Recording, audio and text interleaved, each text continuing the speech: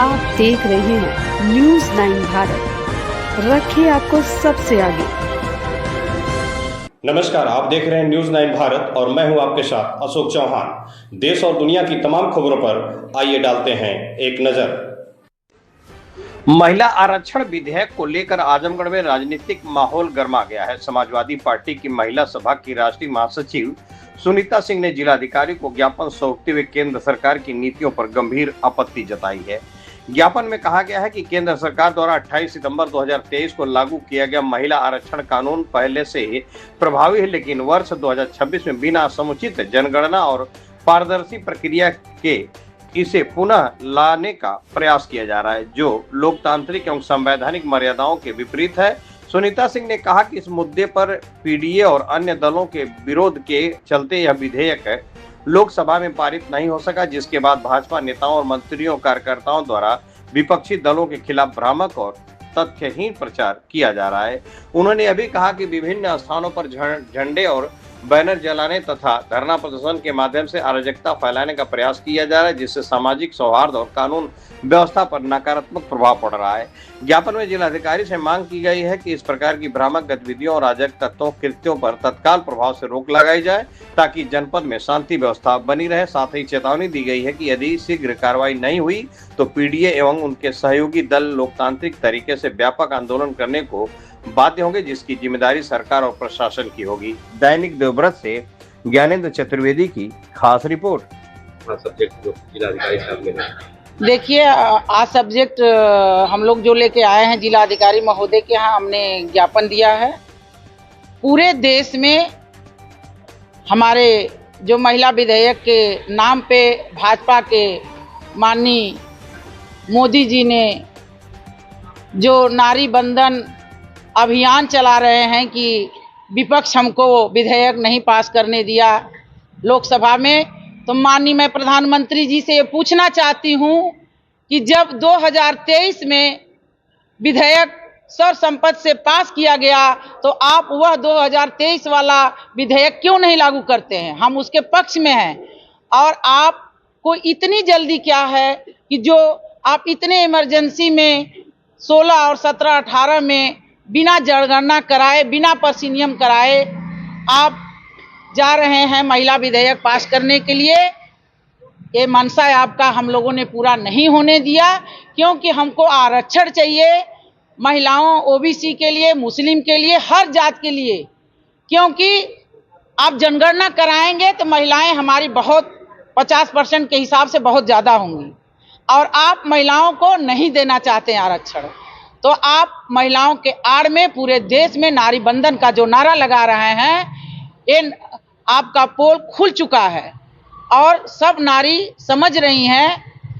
मैं आपको ये संदेश देना चाहती हूँ और प्रशासन को भी संदेश देना चाहती हूँ द्वारा पे कि अगर इस अभियान को गलत तरीके से पार्टी को बदनाम करने के लिए साजिश किया जा रहा है, तो ये जनता जो है सब बात समझ चुकी हैं, हमारी महिलाएं भी समझ चुकी हैं कि भाजपा महिला विरोधी है और हमेशा महिला विरोधी रही है। आज के ज्ञापन में आपने जिलाधिकारी को क्या दिया है? क्या हमने ज्ञापन में यही दिया है कि सर, जो देश में आज हमारे प्रधानमंत्री नारी बंधन के नाम से और महिला विधेयक के बिल के नाम से रोना रो रहे हैं कि विपक्ष हमको विधेयक पास नहीं करना चाहते हैं। मैं महिला के पक्ष में हूँ, महिला विरोधी है सपा कांग्रेस। तो मैं उनको संदेश देना चाहती हूँ कि लोकसभा 2023 में जो हम लोगों सर्वसम्मति से हमारे पार्टी ने पास किया था, समाजवादी पार्टी, कांग्रेस, हर पार्टी ने, तो आप पारित करके महिलाओं को 33% आरक्षण दीजिए और तत्काल दीजिए। और अगर नहीं देते हैं तो हमारी प्रदेश और देश की महिलाएं भाजपा के खिलाफ सड़क के से लेकर सांसद तक आंदोलन करने जा रही हैं। इनकी पोल पट्टी खुल चुकी है, ये कितना भी कर लें, लेकिन हम महिलाएं पीछे नहीं हटने वाली हैं। भाजपा विरोधी सरकार जो महिलाओं को नारा देती है, आज उनका पोल पट्टी खुल चुका है। महिलाओं के आड़ में आज ढोल बजा रहे हैं यहाँ से लेके बंगाल तक कि हमको विधेयक नहीं पास करने दिया। अरे आप कैसे प्रधानमंत्री हैं भाई कि आप विधेयक पास करना चाहते हैं और आपको नहीं पास करने हो रहा है। आप करिए 2023 वाला विधेयक, कोई नहीं रोक रहा आपको। बंगाल चुनाव में ही ये विषय क्यों आया और इसी समय एक चुनाव देखकर ही जुमलाबाजी करते हैं। आप कहीं भी देख लीजिए, जब चुनाव होता है तो कोई न कोई इनकी झूठी चाल हो जाता है, क्योंकि हर जगह से हार रहे हैं।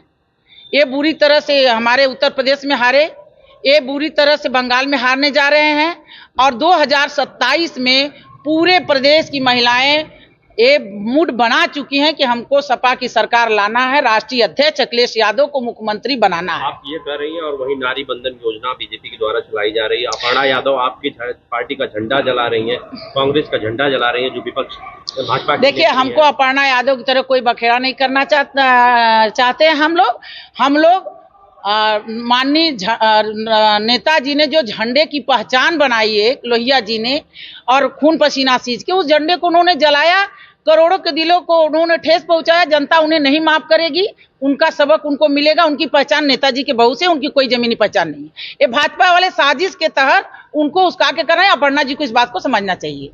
और पहली बात, आप जो कह रहे हैं नारी बंधन, ये नारी बंधन कैसी है? मणिपुर में महिलाएं नंगे घुमाई गई, वहां नारी बंधन का नहीं दिखा।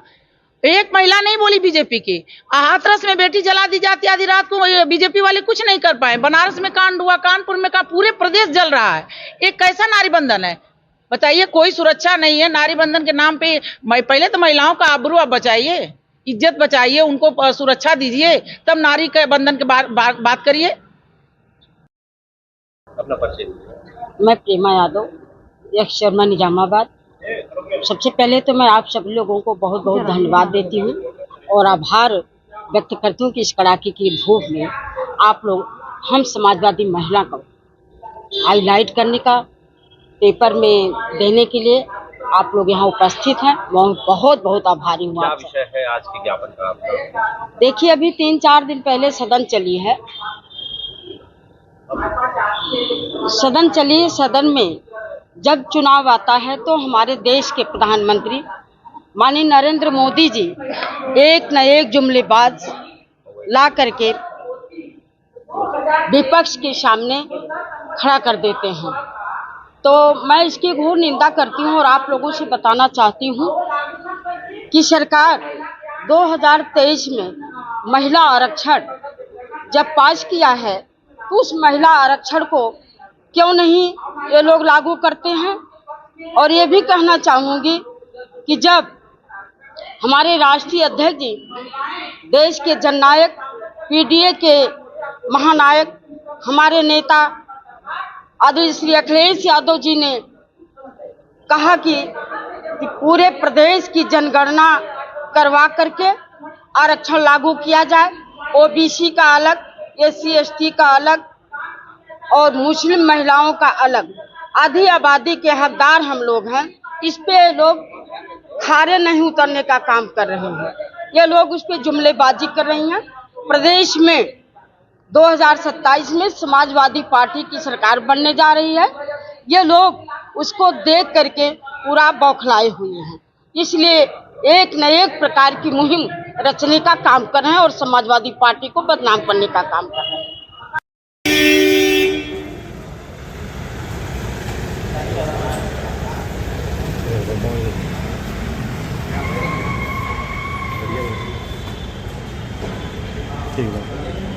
यहाँ खबरों का सिलसिला कभी नहीं थमता। सिर्फ और सिर्फ बने रहिए न्यूज़ 9 भारत पर। अब चाहूंगा इजाजत। नमस्कार।